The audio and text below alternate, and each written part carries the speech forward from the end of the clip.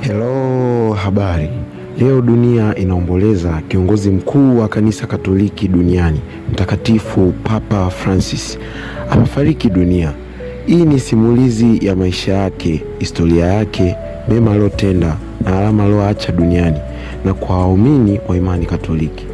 Jorge Mario Bergoglio, anayefahamika kwa jina la Papa Francis, alizaliwa tarehe 17 Disemba mwaka 1936 mjini Buenos Aires, Argentina.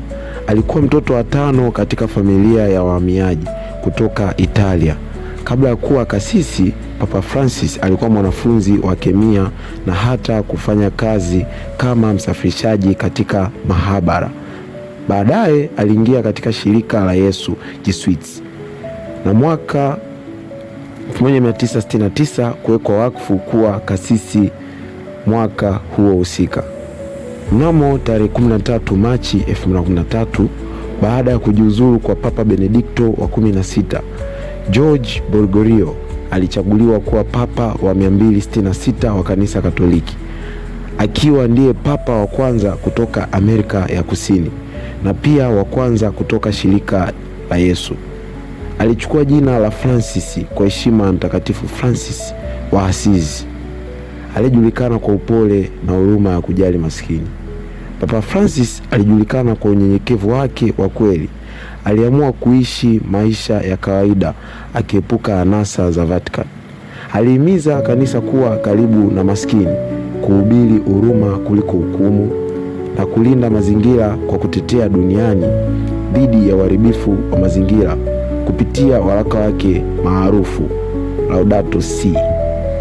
Alijitahidi kuleta mageuzi katika Vatican na kuwasaidia wakimbizi maskini na waliotengwa na jamii.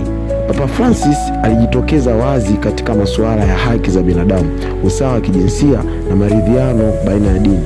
Alihimiza watu wote kupendana bila kujali tofauti zao, dini, rangi au tamaduni.